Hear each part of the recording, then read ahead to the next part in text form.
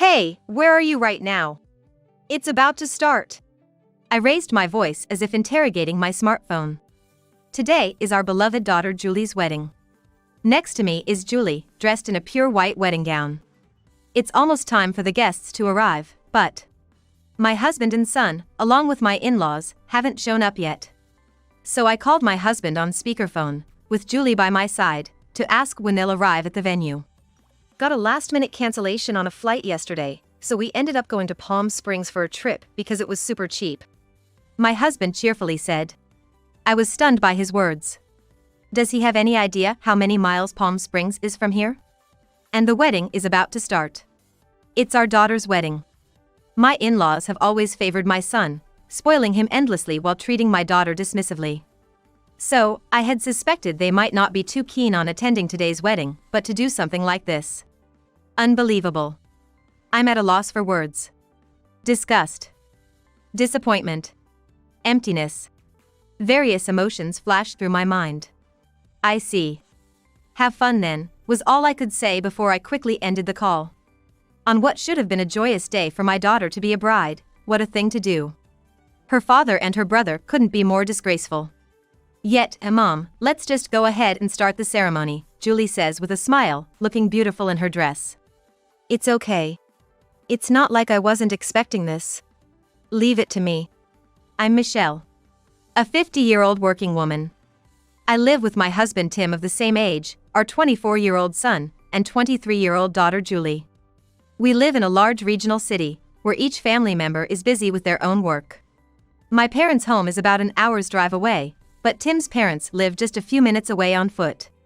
When we got married, Tim argued that having a close family would make raising children easier, so we decided to buy a house here. In fact, Tim initially took it for granted that we would live with his parents, but I opposed it, and that's how we ended up in our current situation.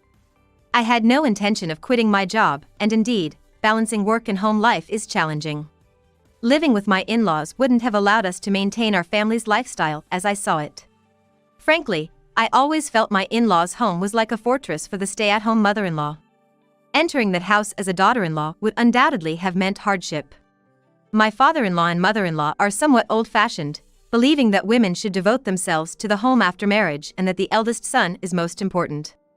So, when I married Tim and chose not to quit my job, I often faced their sarcasm, and they repeatedly pressured me to have a son.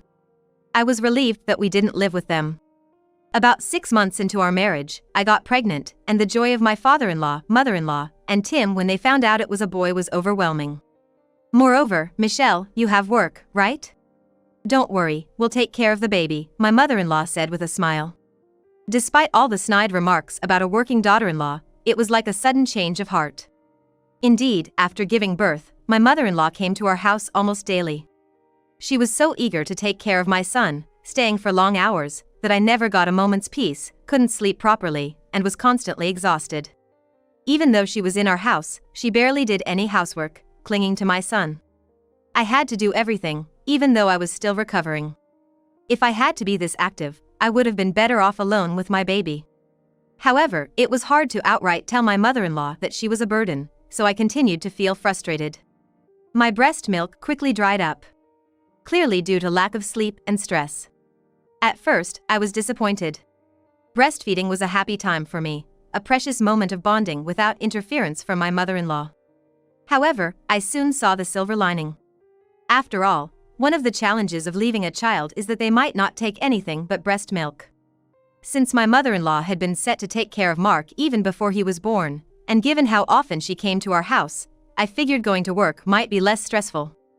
So, I took advantage of the situation and returned to work 2 months postpartum. As a working parent, having someone to take care of the kids is a godsend. Finding a daycare is hard enough, and the fees aren't exactly pocket change. But to have it done just a stone's throw away from home, for a nominal fee, is clearly a great deal. So, I gratefully asked them to look after my son, but gradually, I started feeling uneasy. My son would spend all day at my in-laws, coming home only to sleep. When I'd go to pick him up after work, it was a given they'd say, "Oh, he can stay a bit longer," and on days off, they'd come over saying, "Let Michelle rest, I'll take care of him," and scoop up my son. It was blatantly obvious my mother-in-law was overly attached to my son, almost as if she was trying to take him away from me. And this wasn't just my imagination, as I realized after giving birth to my daughter a year and 10 months after my son. Once I went back to work after my daughter was born, both kids would be left at my in-laws. The difference in treatment between my son and daughter was stark. My mother-in-law doted on Mark, barely paying any attention to Julie, who'd be left lying in her crib. When I'd come to pick them up, Mark was always clinging to them, while Julie was, "Why don't you take her home?" Even if Julie was crying, she wouldn't be picked up, priority always given to Mark's play. The disparity wasn't just because Mark could talk, or because Julie was still a baby who couldn't do much. It was more than that. My in-laws and Tim would spoil Mark rotten, calling him the precious son, while Julie was practically treated like she didn't exist. On the rare occasions they did pay attention to her, it was only to insist she obey Mark. Whenever the two had a squabble, Julie was automatically the one to be scolded, regardless of the reason or cause. Mark was always the priority. If he wanted something of Julie's, my in-laws would take it from her and give it to him. They revered Mark, the eldest son, as if it were a religion, forcing Julie to be subservient and sacrificial. This was the case since they were little, and nothing changed as they grew. Of course, I thought this was wrong and repeatedly confronted Tim about it. I wanted them to treat both kids equally and to communicate that to his parents. But Tim wouldn't hear of it. Instead, he'd say, "Mark is the eldest son, so it's only natural." Tim, being an only child and spoiled like a prince, saw this as normal. The eldest son should be favored in all things, and it was natural for women to follow men, so there was nothing wrong with Mark being given priority in everything. No matter how much I explained, he didn't understand, and I was shocked by his belief and his lack of questioning it. I thought I married Tim because he was confident and reliable, someone who valued his parents. But it turned out, his confidence wasn't backed by effort but by unwarranted praise, leading to inflated pride, and he was just a mama's boy. I regret not realizing this before we got married. Knowing this couldn't continue, I tried to separate Mark and Julie from my in-laws. I told them we were fine since daycare could take care of them until after work, and actually enrolled them, but Tim went behind my back because his mother wanted to pick them up, and she'd end up taking the kids home during my work hours. She even tried to leave Julie at the daycare and only take Mark, causing trouble with the daycare to the point where we were asked to refrain from using their services if we had someone to take care of them. The same happened with the after-school program. Eventually, we couldn't use it because of my mother-in-law's insistence on taking Mark. I thought things would get better as they got older and could stay home alone, avoiding visits to my in-laws. But they spoiled Mark even more, luring him with sweet words and gifts, making me and Julie out to be the villains, convincing Mark that his allies were his grandparents and father. Mark grew up heavily influenced by my in-laws and Tim. He'd demand anything from them, and they'd comply, while increasingly talking down to me and Julie. If he had demands for us, he'd speak in commands. If he didn't get his way, he'd throw a tantrum. If I refused a request or scolded Mark, he'd immediately seek support from Tim or my in-laws. Eventually, Mark grew up without much effort in finding a job, getting into the same company as Tim through his connections. Tim boasted about asking the CEO directly, but I was more worried about whether he could actually fulfill his job responsibilities. In stark contrast to her brother, my daughter Julie had been diligently researching industries since her junior year of college, visiting various companies, and ultimately received a job offer from the company where she wanted to work. For Mark's job celebration, my in-laws only sent designer suits and shoes. For Julie, there was nothing. Not even a congratulatory word. I've watched how hard Julie worked, so I wholeheartedly told her, "Well done, congratulations," treated her to a nice meal, and bought her a commuter bag as a celebration. Her effort and the outcome deserved praise. By now, Julie was used to the lack of interest from my in-laws, but as a parent, it was still hard to accept that my children were treated so differently. A few years after Julie started working, she decided to marry a colleague from her company. The young man who came to visit us seemed kind and looked like he would cherish Julie. Seeing them look at each other with gentle smiles, I felt assured they would build a happy home together. The young couple had carefully planned their wedding, choosing a venue that fit their budget and fulfilled their wishes. As their parent, I barely had to intervene, only offering help when asked. It seemed that Tim, Mark, and my in-laws showed little interest in Julie's wedding. Julie herself had invited them, so I didn't know the details, but from her comment, "I've sent the invitations," I could easily guess it was the usual lack of enthusiasm. It's disheartening that they showed so little interest in their beloved daughter's wedding. I often think I should have divorced Tim sooner. Divorce is said to be difficult, and I couldn't bring myself to make such a significant change, but their attitude is disrespectful to Julie and her husband. I want to support Julie as much as possible so she can start her new life happily. On Julie's wedding day, the venue was an exclusive one, available for only one couple per day. Although the ceremony was in the afternoon, the bride and groom were busy from the morning with their preparations. Thus, I took on the responsibility of welcoming guests and coordinating with friends who were helping out. It was the least I could do as the mother of the bride.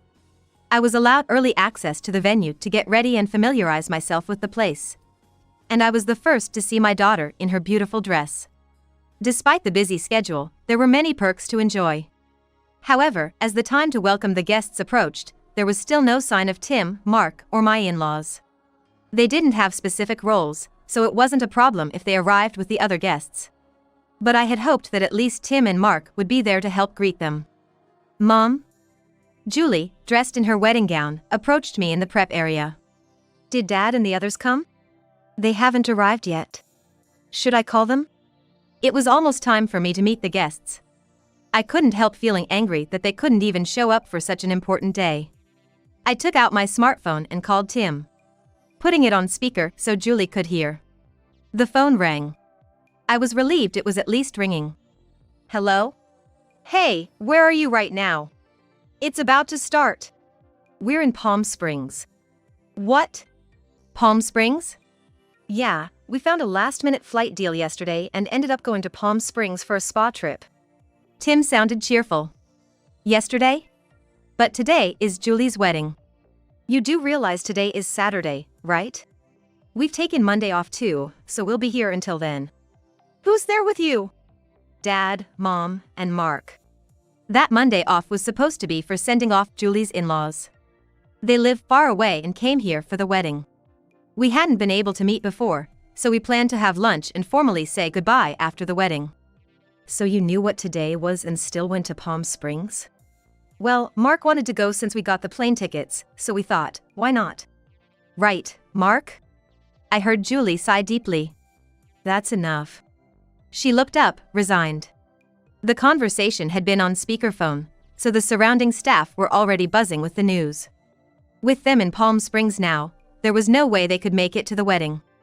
Julie asked a nearby attendant to call the wedding planner, likely to inform them her family wouldn't be coming, to cause such trouble and stress for the bride on her wedding day. Jealous, huh? We're on a family trip to Palm Springs. Tim's voice was high with excitement, and I could hear Mark laughing in the background. It was clear who Tim meant by family. At least Julie and I were not included in that. I felt something snap inside me. Okay. Have fun then, I said and immediately ended the call. It was pointless. I couldn't find the words. Disgust. Disappointment. Emptiness. Various emotions came and went. Mom, we're gonna start the ceremony now, Julie said. Just like that. With the family seats empty. It's okay. It's not like I didn't expect this. Leave it to me. Julie smiled confidently in her beautiful dress. I felt sorry, but truly she was dependable. Julie is my pride. The ceremony went on without the bride's brother, father, and paternal grandparents. There were moments when the groom's side and the guests were visibly unsettled by their absence, but the couple proceeded with happy smiles. Next, we have a letter from the bride, Julie. As the host spoke, the lights dimmed, and a spotlight shone on Julie. Thank you all for being here today, despite your busy schedules, to attend our wedding. Standing in front of the microphone, Julie began her speech in a clear voice, holding the letter. First, I would like to address the empty seats on my family's side. I apologize for the absence of my father, brother, and paternal grandparents. I'm truly sorry, she said, causing the hall to fall into a hushed silence. Those close to me already know, but I've been disregarded by them all my life. I did send them invitations, and they had confirmed their attendance, but they went on a trip to Palm Springs yesterday. They told me just before the ceremony that they'd be enjoying their Monday off there. The revelation stirred the room into a murmur. Understandably so. It was painful to have Julie disclose such a thing on her special day. However, this wasn't unexpected for me, and I thought it would be a good opportunity to share the truth with you all. It's pretty clear who's out of line, right? Julie's attempt to lighten the mood with a bit of humor elicited soft laughter from the audience, somewhat easing the atmosphere. I couldn't help but admire my daughter, who could boldly express her feelings and shape the mood of the room. Despite being raised close to such a father and grandparents, without being influenced by them in the slightest. They always looked down on me and my mother, treating us coldly. I was hurt as a child, but my mother always stood up for me. Julie looked my way. I thought I was protecting her, but I realize now it was she who always supported me. It was Julie's presence that kept me going. I've prepared a letter, which I finished writing yesterday, intending to read it with no empty seats in my family section. Please understand this as you listen. Julie opened the letter she was holding. Her husband stood beside her, gazing at her tenderly, supporting her.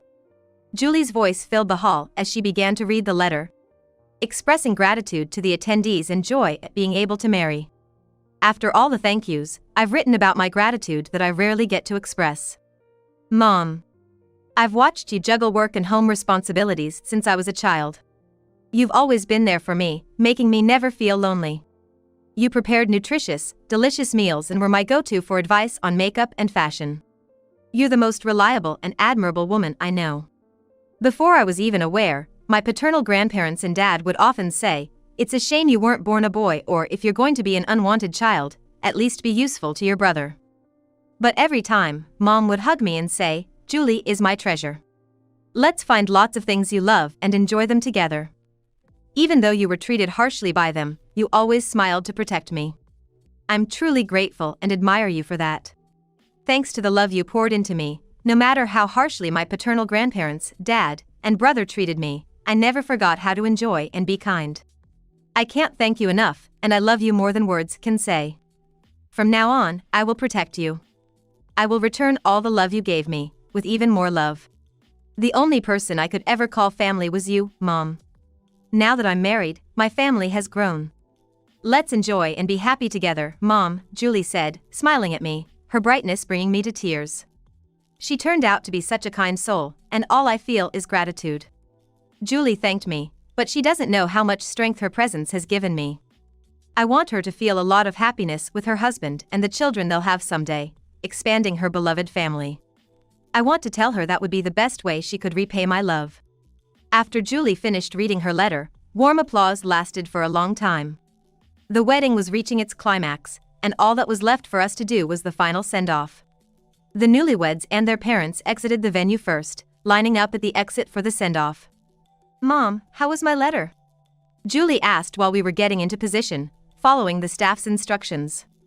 I was happy. I have another treasure now. I put all my true feelings into it. Thank you. You're welcome. I was planning to read it in front of those who didn't come today. Right. Julie had mentioned that initially. The letter was written assuming her father and others would be present. I wonder what would have happened if they had actually been there. I had already told his parents everything in advance. I thought there might be some trouble, and I had planned to read this letter from the beginning. Through Julie and her husband, I saw his parents smiling at me.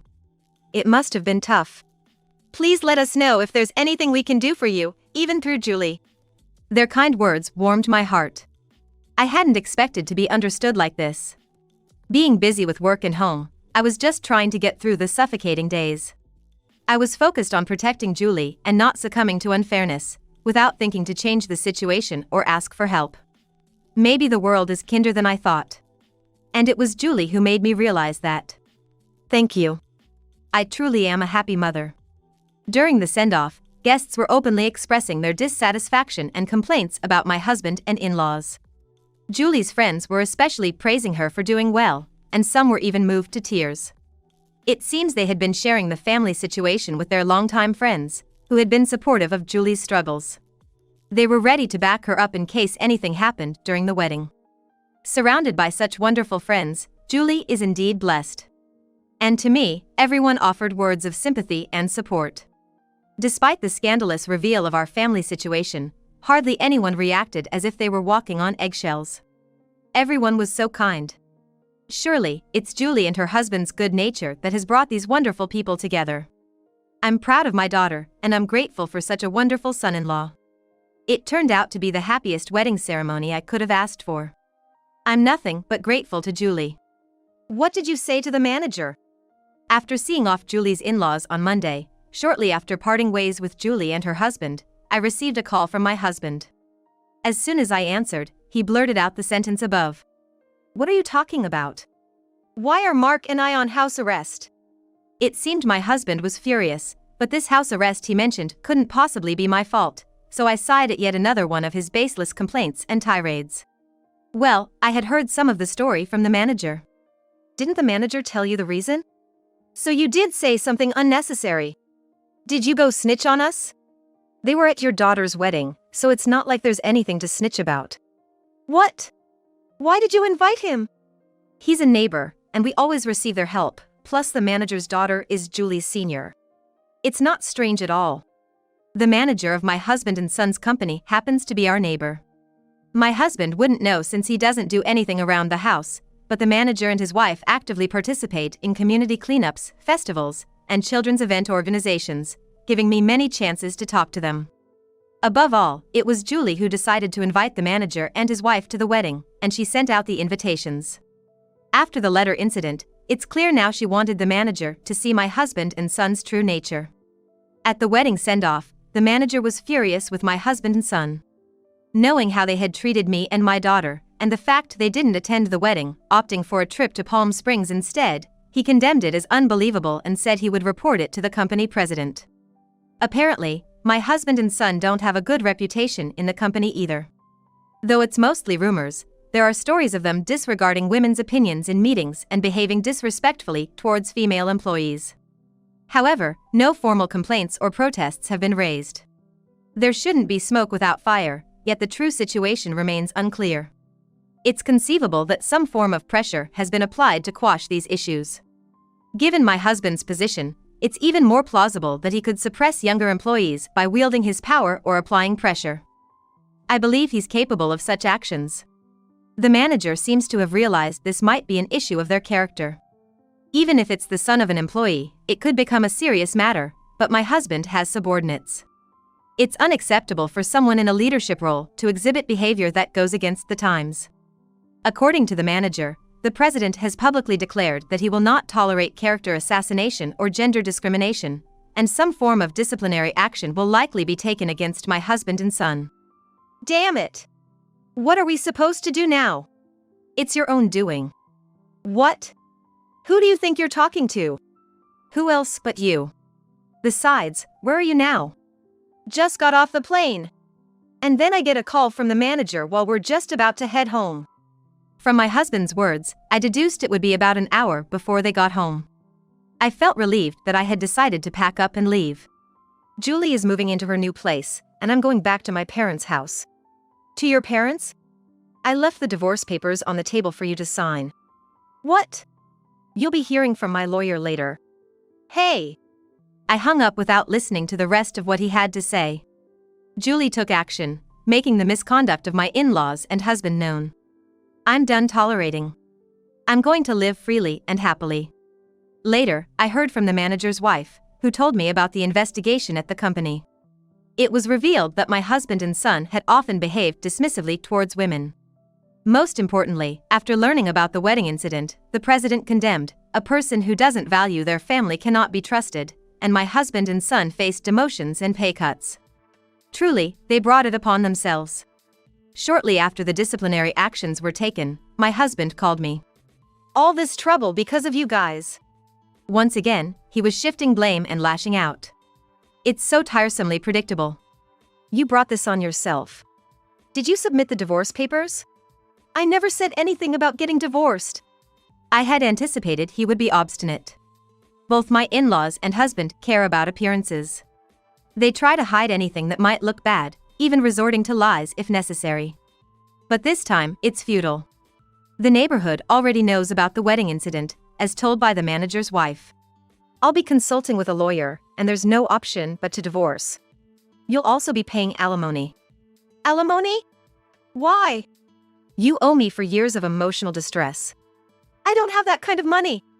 Even though you're working? We had split the household finances, with my husband covering the house-related expenses and me taking care of daily expenses like food. I had no idea how much he had saved, but considering his salary and our dual income setup, claiming he couldn't pay was unthinkable. It seems, however, that he had been squandering any available funds on things like a new car for my son, expensive suits, and taking my in-laws on trips. So, he wants to rely on my earnings even more by avoiding divorce. Not a chance. Michelle, reconsider the divorce, will you? It's creepy. What? I will definitely get a divorce. And I will get the alimony. Be prepared. With that, I ended the call. It took some time, but the divorce was finalized without issue, and I managed to get the alimony. When we conveyed through the lawyer that we were ready to take it to court if he didn't agree to the divorce, he quickly agreed to a settlement divorce. He probably thought dragging it out to court would look bad. Interestingly, my husband and son felt uncomfortable at the company and eventually resigned on their own. My husband is now juggling part-time jobs to cover living expenses and alimony, but there's a limit to what he can earn, so they're selling the house and moving in with his parents, along with my son. Spoiled endlessly and with nothing but high pride, my son, looked down upon by his colleagues and ridiculed by friends, has become reclusive, not working, and shutting himself in his room. The downfall of their proud son and grandson has shocked my husband's parents, leaving them bedridden from the shock. In every aspect, they've reaped what they sowed. Julie is currently pregnant and soon entering her final month. I'm looking forward to the day my grandchild is born. Julie mentioned it seems to be a boy, but she's adamant about not letting my husband and his family meet or even know about him. This, too, is a result of their own actions. As for me, initially, I stayed with my parents, but now I've rented a condo close to my workplace and am living alone. Having free time has allowed me to start going to the gym, and Julie and her husband visit me quite often. I'm leading a fulfilling life, and every day is enjoyable.